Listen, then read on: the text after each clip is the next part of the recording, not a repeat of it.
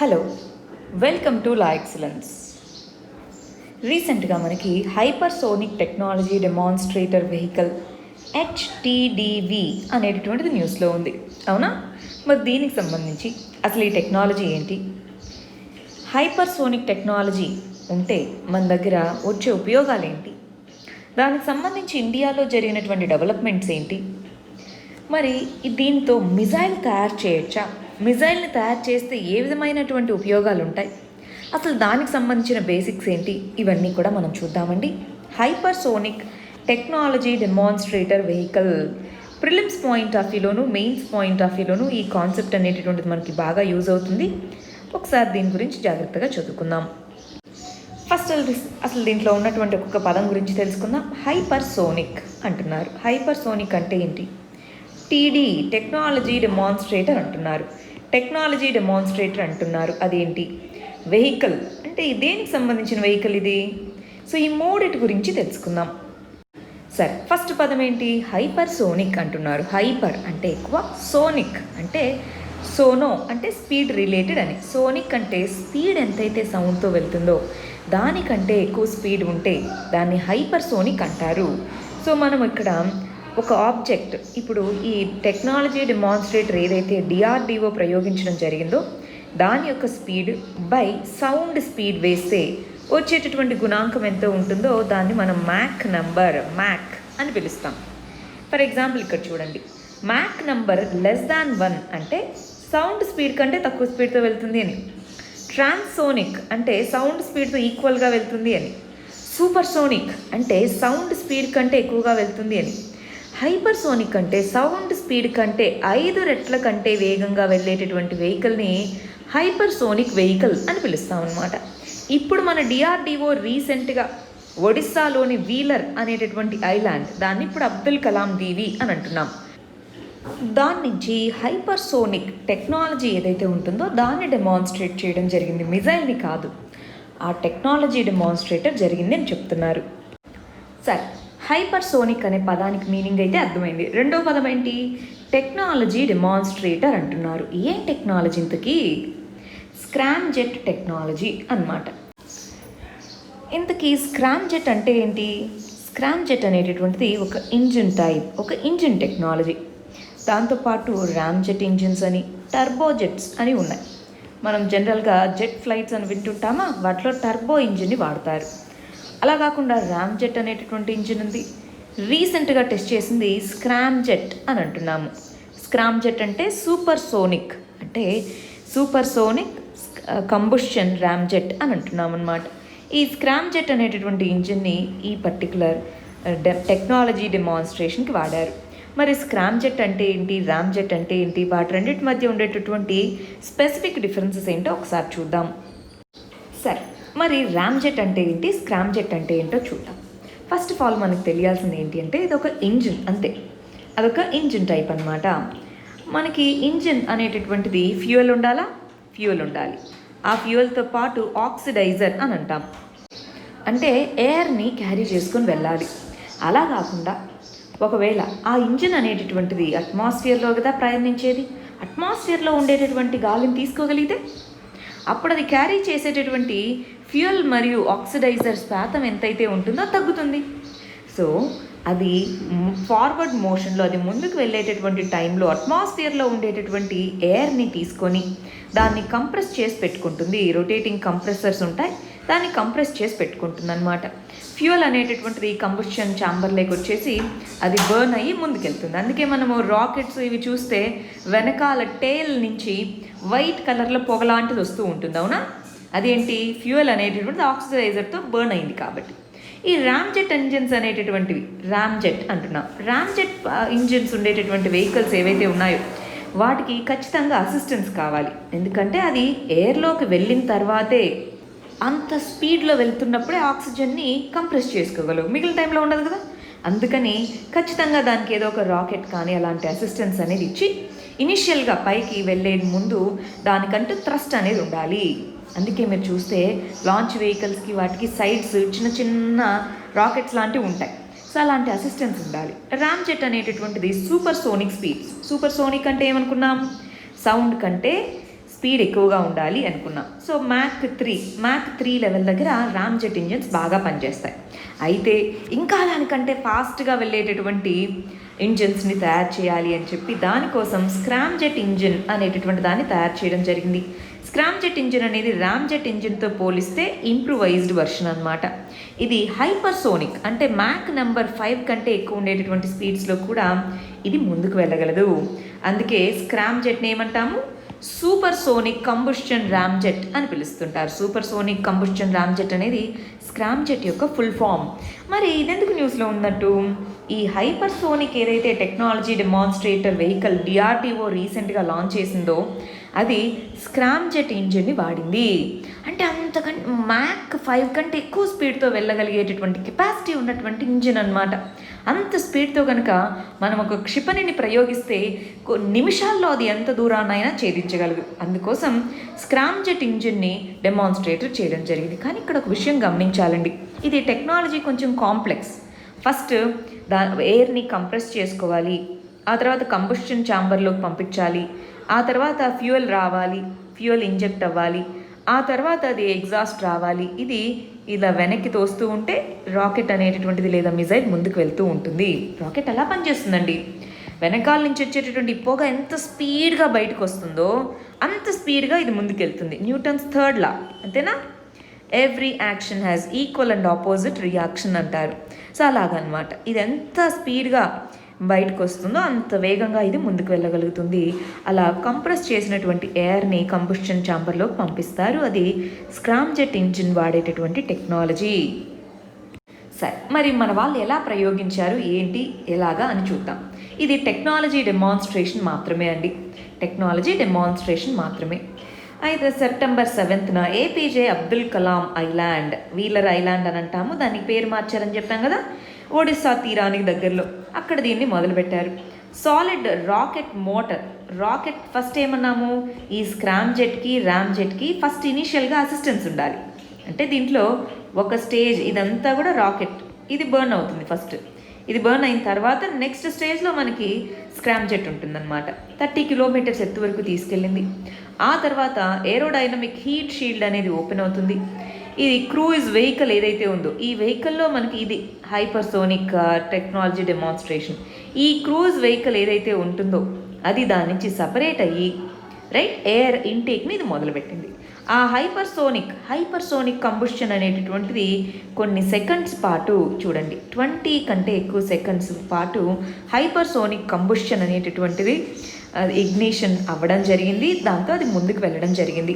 అంటే fuel inject అవ్వాలి combustion ఛాంబర్లో కన్నా, అది సక్సెస్ఫుల్ అయింది. స్క్రామ్జెట్ అనేటటువంటిది 20 సెకండ్స్ సక్సెస్ఫుల్గా ఉండడం జరిగింది. సో అనుకున్నది అనుకున్నట్టుగా మరి 2 కిలోమీటర్స్, ఒక సెకండ్కి 2 కిలోమీటర్లు దూరం అనేది ప్రయాణించడం జరిగిందనమాట. ఇలాంటి హైపర్సోనిక్ టెక్నాలజీ డెమాన్స్ట్రేషన్ చేసిన 3 దేశాలు, 1 USA, 2 చైనా, 3 రష్యా. ఈ 3 దేశాల దగ్గర మాత్రమే ఈ టెక్నాలజీ ఉంది. ఇప్పుడు మనది 4వ కంట్రీ అయిందనమాట. సో అసలు చూడండి ఒకసారి, ఈ టెక్నాలజీ డెమాన్స్ట్రేటర్ వెహికల్ ఇది ఫుల్గా ఇంక నెక్స్ట్ వచ్చే 5 సంవత్సరాల్లో దీన్ని ఫుల్ స్కేల్లో డెవలప్ చేయాలన్నది మన డిఆర్డిఓ యొక్క లక్ష్యం అన్నమాట. ఈ హైపర్సోనిక్ టెక్నాలజీ అనేటటువంటిది ఇప్పుడు చూడండి 20 సెకండ్సే అన్నాము. అలా కాకుండా మనం ఏంటి, లాంగ్ రేంజ్, ఫర్ ఎగ్జాంపుల్ ఇక్కడ నుంచి మెడిటరేనియన్ సీ వరకు ఏదైనా ఒక మిజైల్ ద్వారా ఒక వార్ హెడ్ బాంబ్ని పంపించాలనుకున్నప్పుడు దీంట్లో అనుకోండి కొన్ని నిమిషాల్లో అక్కడికి రీచ్ అవుతుంది. సో అలాంటిది ఏదైనా తీసుకొని రావాలన్నప్పుడు ఇది మనకు బాగా యూజ్ అవుతుంది. మ్యాక్ స్పీడ్ని అచీవ్ చేయడం జరిగింది. అంటే సౌండ్ స్పీడ్ కంటే 6 రెట్లు వేగంగా అన్నమాట. 30 కిలోమీటర్ల ఆల్టిట్యూడ్ని రీచ్ అవ్వడం జరిగింది. స్క్రామ్జెట్ ఇంజిన్ని వాడడం జరిగింది. ఎయిర్ అనేటటువంటిది సూపర్ సోనిక్ స్పీడ్లో దీని లోపలికి వెళ్తుందన్నమాట. సో దాని నుంచి వచ్చేటటువంటి పొగ ఏదైతే ఉంటుందో అది హైపర్సోనిక్ స్పీడ్స్ని అటైన్ చేస్తుంది. కాబట్టి ఇది అంత స్పీడ్లో ముందుకెళ్ళగలుగుతుంది. ఇది హైపర్సోనిక్ క్రూజ్ మిజైల్స్. ఈ పదం ఏంటో తెలియాలి. క్రూజ్ మిజైల్స్ అంటున్నాం. ఈ క్రూజ్ మిజైల్ అంటే క్షిపణి. క్రూజ్ మిజైల్స్ని తయారు చేయడానికి ఈ టెక్నాలజీ ఉపయోగపడుతుంది అని చెప్తున్నారు. ఇప్పటి వరకు ఉన్నటువంటి మిజైల్స్ అన్నీ రామ్జెట్ ఇంజిన్ని వాడుతున్నాయి. Ramjet engine for example BrahMos అంటాం, అది సూపర్ సోనిక్ వెహికల్. అది మ్యాక్ 3 లెవెల్ని రీచ్ అయ్యేలాగా రామ్జెట్ ఇంజిన్ని వాడుతుంది. నెక్స్ట్ వచ్చేటటువంటి నెక్స్ట్ జనరేషన్ మిజైల్స్ ఏవైతే ఉంటాయో ఆ నెక్స్ట్ జనరేషన్ మిజైల్స్లో వాడేటటువంటి ఇంజిన్ ఈ ఇంజిన్ అయి ఉండాలి. హైపర్సోనిక్ స్పీడ్స్ని అచీవ్ చేయాలి. దానికోసం టెక్నాలజీ డెవలప్మెంట్ని రీసెంట్గా మన డిఆర్డిఓ సక్సెస్ఫుల్గా కంప్లీట్ చేసింది. మరి ఇక్కడ ఇంకో విషయం గుర్తుపెట్టుకోవాలి. ఇస్రో అనేటటువంటిది డిఆర్డిఓ కంటే ముందే 2 సంవత్సరాల ముందే 2017లోనే ఈ స్క్రామ్ జెట్ ఇంజిన్ యొక్క టెక్నాలజీ డెమాన్స్ట్రేషన్ చేసింది. ఇక్కడ ఒక విషయం గమనించాల్సింది ఏంటి అంటే అండి, ఈ స్క్రామ్ జెట్ ఇవంతా కూడా డ్యూయల్ యూజ్ అంటే ఏంటి, అటు సివిలియన్ పర్పస్కి, స్పేస్ అప్లికేషన్కిను, ఇటు డిఫెన్స్ అప్లికేషన్స్కి రెండింటికి వాడుకోవచ్చు. ఎందుకని చూడండి, సేమ్ రాకెట్ అనేటటువంటి రాకెట్ ఇంజిన్ని అటు లాంచ్ వెహికల్, స్పేస్ టెక్నాలజీలో లాంచ్ వెహికల్గా వాడచ్చు, ఇటు మిజైల్గాను వాడచ్చు. సో ఇప్పుడు ఈ స్క్రామ్ జెట్ ఇంజిన్ టెక్నాలజీ ఏదైతే ఉందో అది డ్యూయల్ యూజ్ టెక్నాలజీ 2017లోనే ఇస్రో ప్రయోగించింది. స్క్రామ్ జెట్ ఇంజిన్ని ఎక్కడెక్కడ వాడుకోవచ్చు, స్పేస్ ప్లేన్ అంటే ఏంటి, మనకి ఇలా రాకెట్ లాగా కాకుండా ఒక ఎయిర్ క్రాఫ్ట్ లాగా. సో ఇది ఇక్కడ టేక్ ఆఫ్ అయి మళ్ళీ ల్యాండ్ అవుతుంది. సో అలాంటి వాటిలోనూ ఈ స్క్రామ్ జెట్ ఇంజిన్ని వాడుకోవచ్చు. మిజైల్స్లోనూ ఈ స్క్రామ్ జెట్ ఇంజిన్ని వాడుకోవచ్చు. రాకెట్స్ ఏవైతే ఉంటాయో మనకి శాటిలైట్స్ని ఆర్బిట్లో ప్లేస్ చేయడానికి వాటిలోనూ దీన్ని వాడుకోవచ్చు. ఇస్రో అనేటటువంటిది దీన్ని రీయూజబుల్ లాంచ్ వెహికల్, అది ఇంకొక టెక్నాలజీ అండి. అంటే లాంచ్ వెహికల్ని రీయూజ్ చేసుకోవచ్చు. రీయూజబుల్ లాంచ్ వెహికల్తో కలిపి స్క్రామ్ జెట్ ఇంజిన్ని కూడా టెస్ట్ చేయడం జరిగిందనమాట, టెక్నాలజీ డెమాన్స్ట్రేషన్ అన్నటువంటివి. మరి ఇస్రో ప్రయోగించినప్పుడు RH-560 అనేటటువంటి సౌండింగ్ రాకెట్కి అటాచ్ చేసి ఈ ఇంజిన్ని ప్రయోగించడం జరిగింది. అది 20 కిలోమీటర్స్ ఆల్టిట్యూడ్ వల్ల 5 సెకండ్స్ అది గాల్లో నిలిచింది. ఇప్పుడు 30 కిలోమీటర్స్ ఆల్టిట్యూడ్ ఎత్తు వద్ద 20 సెకండ్స్ వరకు సక్సెస్ఫుల్గా మనం దీన్ని ప్రయోగించడం జరిగిందనమాట. అయితే మనం ఇందాకన్నాం కదా, ఫస్ట్ స్టేజ్ అనేటటువంటిది ఖచ్చితంగా అవుట్ సైడ్ సపోర్ట్ ఉండాలి అని చెప్పేసి, అందుకని రాకెట్ని అటాచ్ చేయడం జరిగింది. ఇది ఇస్రో యొక్క మిషన్. ఇందాక మనం అనుకున్నది ఇది ఎప్పుడు 2017లో. ఇందాక మనం అనుకున్నది ఏంటి, డిఆర్డిఓ వీలర్ ఐలాండ్ నుంచి ఆల్రెడీ స్క్రామ్ జెట్ టెక్నాలజీని ఇస్రో ప్రయోగించిందన్న విషయం మనకు తెలియాలి. డిఫెన్స్కి సంబంధించి 4వ కంట్రీ, ఇలాంటి హైపర్సోనిక్ వెహికల్ టెక్నాలజీ ఉన్నటువంటి 4వ కంట్రీ మన ఇండియానే, అది గుర్తుపెట్టుకోవాలండి. అయితే ఈ ఇంజిన్ని దేనికైనా అటాచ్ చేసుకోవచ్చండి, ఏ మిజైల్కైనా అటాచ్ చేసుకోవచ్చు. అది ఎలాగో ఏంటో చూద్దాం. ఫస్ట్ ఒక్కసారి దీనికి సంబంధించి ది ప్రింట్ అనేటటువంటి న్యూస్ పేపర్లో చాలా మంచి ఆర్టికల్ వచ్చిందండి, దాని గురించి ఒకసారి చూద్దాం.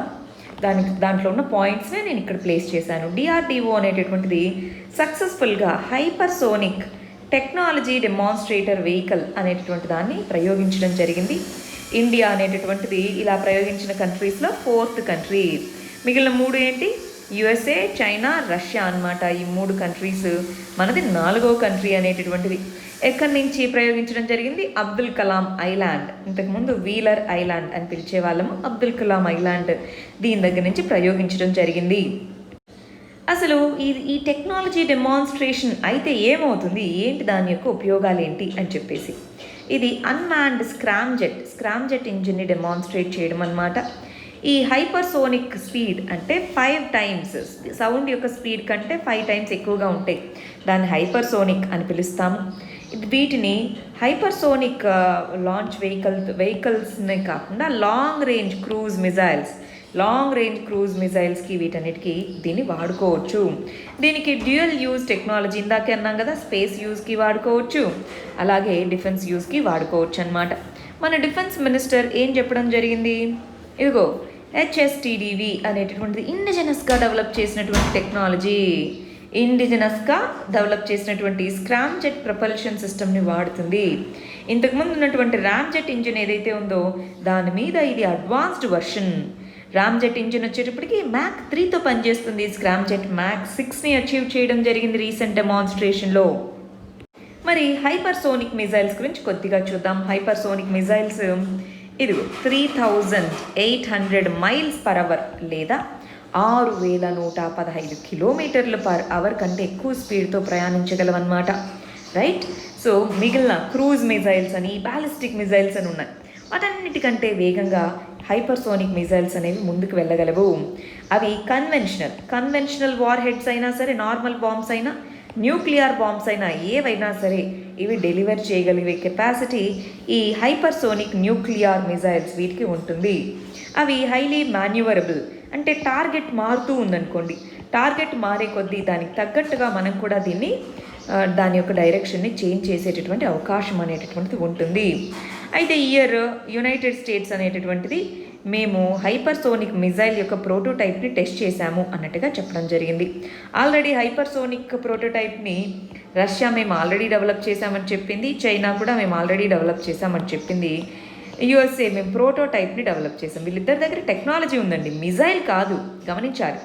యుఎస్ఏ మిజైల్ని టెస్ట్ చేస్తుంది, వీళ్ళిద్దరి దగ్గర మా దగ్గర టెక్నాలజీ ఉంది అంది. రష్యా లాస్ట్ ఇయర్ అప్పుడు మా దగ్గర మిజైల్స్ని కూడా మేము టెస్ట్ చేసామన్నట్టుగా చెప్పారు. మనము టెక్నాలజీనే డెమాన్స్ట్రేట్ చేసాం, డైరెక్ట్గా మిజైల్స్ని ఇంకా తయారు చేయలేదు. అసలు ఇంతకీ క్రూజ్ మిజైల్స్ ఏంటి, బాలిస్టిక్ మిజైల్స్ అంటే ఏంటి ఒకసారి చూద్దామా. క్రూజ్ మిజైల్స్ అంటే టార్గెట్ ఎక్కడున్నా సరే దాన్ని లొకేట్ చేస్తుంది, లొకేట్ చేసి దాంట్లో గైడెన్స్ సిస్టమ్ ఉంటుందన్నమాట. ఓకే, ఆ టార్గెట్ అంటే దాన్ని చేసుకుంటూ వెళ్ళి మరి ఖచ్చితంగా దాన్ని ఛేదిస్తుంది. Aircraft propulsion system, GPS system, వీటన్నిటి ద్వారా ఇది నడుస్తూ ఉంటుందన్నమాట. క్రూజ్ మిజైల్స్ అనే వాటిని ల్యాండ్ నుంచి, సీ నుంచి, ఎయిర్ నుంచి, ఏ సిస్టమ్ నుంచి అయినా సరే లాంచ్ చేయొచ్చు. క్రూజ్ మిజైల్స్ సబ్సోనిక్ అంటే మ్యాక్ 1 కంటే తక్కువ, లేదా మ్యాక్ 1 కంటే ఎక్కువ, లేదా హైపర్సోనిక్ స్పీడ్స్లోనూ మనం వీటిని వాడచ్చు. మనం దాంతోపాటు ఇంకొక నేమ్ చూసాం, గుర్తుందా, బాలిస్టిక్ మిజైల్స్ అన్నాం. బాలిస్టిక్ మిజైల్స్ అనేవి upper layers of the atmosphere. Cruise missiles వచ్చేటప్పటికి అర్త్కి దగ్గరలోనే అట్మాస్ఫియర్లోనే ప్రయాణిస్తాయి, కానీ బాలిస్టిక్ మిజైల్స్ అట్మాస్ఫియర్కి పైన ప్రయాణిస్తాయన్నమాట. సో వార్ హెడ్స్ అనేటటువంటివి అట్మాస్ఫియర్లోనే డిటాచ్ అయ్యి డైరెక్ట్గా టార్గెట్ని రీచ్ అవుతుంది. ఇక్కడ క్రూజ్ మిజైల్స్ లాగా ట్రేస్ చేయదు. మనము ఇక్కడ నుంచి ఈ కోఆర్డినేట్స్ ఇంత లాటిట్యూడ్ ఇంత లాంగిట్యూడ్ అని చెప్పామంటే అక్కడికి వెళ్ళి డైరెక్ట్గా హిట్ చేస్తుంది. దానికి సెల్ఫ్ గైడెన్స్ అనేటటువంటిది ఏమీ ఉండదన్నమాట.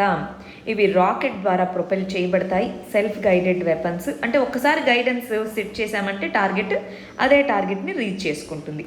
దీంట్లో కూడా కన్వెన్షనల్ వార్ హెడ్స్ అంటే కన్వెన్షనల్ బాంబ్స్ని, న్యూక్లియర్ బాంబ్స్ని రెండింటినీ కూడా బాలిస్టిక్ మిజైల్స్ ద్వారా మనం ప్రయోగించవచ్చు.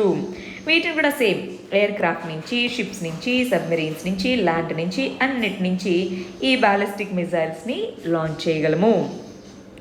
మరి ఇంటర్ కాంటినెంటల్ బాలిస్టిక్ మిజైల్స్ అని కూడా వింటాం. ఇంటర్ కాంటినెంటల్ అంటే ఏంటి, ఒక కాంటినెంట్ ఇంకో కాంటినెంట్కి ఛేదించేటటువంటివి. అంటే మినిమం 5500 కిలోమీటర్లు కనుక ఆ మిజైల్ అనేటటువంటిది తన యొక్క టార్గెట్ని రీచ్ అవ్వగలిగితే, అంత దూరంలో ఉన్న టార్గెట్ని రీచ్ అవ్వగలిగితే అప్పుడు దాన్ని ఇంటర్ కాంటినెంటల్ బాలిస్టిక్ మిజైల్స్ అని అంటాం. మన ఇండియాలో అగ్ని 5 అనేటటువంటిది 2018లో సక్సెస్ఫుల్గా టెస్ట్ చేయడం జరిగింది. ఇది న్యూక్లియర్ క్యాపబిలిటీ ఉన్నటువంటి బాలిస్టిక్ మిజైల్ అనమాట. దానికి 5000 కిలోమీటర్స్ కంటే ఎక్కువ రేంజ్ అనేటటువంటి స్ట్రైక్ రేంజ్ అనేటటువంటిది ఉంది. దాన్ని కూడా అబ్దుల్ కలాం ఐలాండ్ నుంచే టెస్ట్ చేయడం జరిగింది. దాంతో మన ఇండియాలో ఈ ఇంటర్ కాంటినెంటల్ బాలిస్టిక్ మిజైల్స్ కూడా ఉన్నాయి. ఇలాంటి ఇంటర్ కాంటినెంటల్ బాలిస్టిక్ మిజైల్స్ ఉన్నటువంటి కంట్రీస్లో Russia, USA, China, France, India, North Korea, వీటికి మాత్రమే intercontinental ballistic missile capability ఉంది. నార్త్ కొరియా గమనిస్తున్నారా, అందుకే ట్రంప్ను కూడా బెదిరిస్తూ ఉంటాడు, ఇదిగో మీ కంట్రీ మీద కూడా బాంబ్స్ వేసే కెపాసిటీ మా దగ్గర ఉంది అని. Right, Russia, United States, China, France, India, ఈ 5 ప్లస్ నార్త్ కొరియా, ఈ 6 దేశాల దగ్గరే ఇంటర్ కాంటినెంటల్ బాలిస్టిక్ మిజైల్స్ ప్రస్తుతానికి ఉన్నాయి. దాంతోపాటు యాంటీ శాటిలైట్ మిజైల్స్, ఇది కూడా మనకి బాగా న్యూస్లో వినిపిస్తూ ఉంటుంది.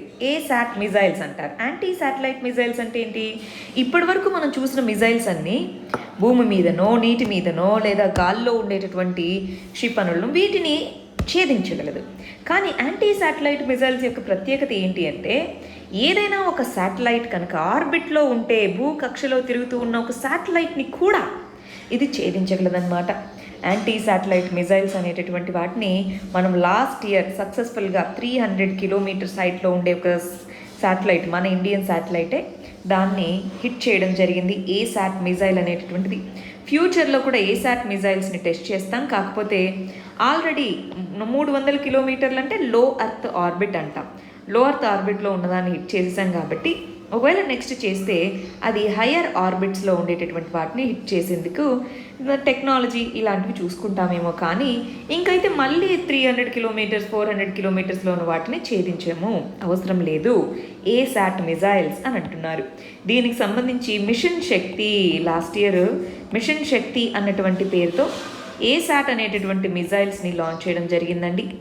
రైట్, ఏసాట్ మిజైల్స్ని డిఆర్డిఓ లాంచ్ చేసి సక్సెస్ఫుల్గా టెస్ట్ చేయడం జరిగింది. సరే, మనకి హైపర్సోనిక్ టెక్నాలజీ డెమాన్స్ట్రేటర్ ఎందుకు చేశారో ఏంటో అర్థమైంది. దాంతో పాటు ఉన్న missiles, cruise missiles, ballistic missiles, inter continental ballistic missiles, ఏసాట్ missiles, ఇవన్నీ ఒకసారి చూసేసాం ఓవర్వ్యూ. ఇప్పుడు మనము అసలు ఈ హైపర్సోనిక్ టెక్నాలజీ డెమాన్స్ట్రేషన్ వల్ల వచ్చే ఉపయోగాలు ఏంటి? ఫస్ట్, అసలు ఈ టెక్నాలజీ సక్సెస్ఫుల్ అయిందనుకోండి, ఇందాకే అన్నది ఇది డ్యూయల్ యూజ్ టెక్నాలజీ అని. సో అది స్పేస్ టెక్నాలజీకి వాడుకోవచ్చు, అటు డిఫెన్స్కి మనకి యూజ్ అవుతుంది, అవునా? సో స్పేస్కి వాడుకోవచ్చు, డిఫెన్స్కి యూజ్ అవుతుంది.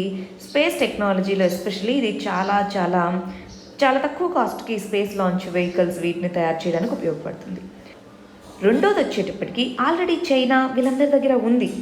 సో ఇది మనకు ఒక డిటరెన్స్గా పనిచేస్తుంది, అంటే వాళ్ళు ప్రయోగిస్తే మనం కూడా ప్రయోగిస్తాం అన్నటువంటి డిటరెన్స్గా పనిచేస్తుంది. మూడోది, ఇది అడ్వాన్స్డ్ వార్ఫేర్కి ఇది ఒక నాందిని పలుకుతుంది. అడ్వాన్స్డ్ వార్ఫేర్, ఎందుకని అడ్వాన్స్డ్ వార్ఫేర్ అంటున్నాను? ఇప్పుడు మనం ఒక మిజైల్ని ప్రయోగించామండి, ఆ మిజైల్ని రాడార్స్ ఇవి గుర్తిస్తాయి మామూలుగా అయితే. ఈ రాడార్స్ వాటితో చిక్కకుండానే ఇది వెళ్ళేటటువంటి అవకాశం ఉంటుందన్నమాట. ఎందుకంటే అంత హై స్పీడ్తో వెళ్ళినప్పుడు ఆ రాడార్స్ నుంచి ఇన్ఫర్మేషన్ ఒకవేళ వెళ్ళినా సరే వాళ్ళు రెస్పాండ్ అయ్యే టైంకి అంతా అయిపోతుంది. సో అడ్వాన్స్డ్ వార్ఫేర్ వీటికి ఇది ఉపయోగపడుతుంది. అందుకోసం ఈ టెక్నాలజీ డెమాన్స్ట్రేషన్ అనేది వెరీ వెరీ ఇంపార్టెంట్. ప్లస్ దాంతోపాటు టెక్నాలజికల్ ఇన్నోవేషన్ అనేటువంటిది, ఇండియాలో ఇన్నోవేషన్ పెంచేందుకోసం ఈ టెక్నాలజీ అనేది యూజ్ అవుతుంది. ఈ విధంగా హైపర్సోనిక్ టెక్నాలజీ డెమాన్స్ట్రేషన్ వెహికల్ అనేటటువంటిది మనకి ఎన్నో రకాలుగా యూజ్ అవుతుంది. రైట్, ఇది ఈ టాపిక్కి సంబంధించి. దీనికి సంబంధించి ఏమైనా క్వశ్చన్స్ కానీ క్వరీస్ కానీ ఉంటే కమెంట్ సెక్షన్లో పోస్ట్ చేయండి. All the very best. Thank you very much.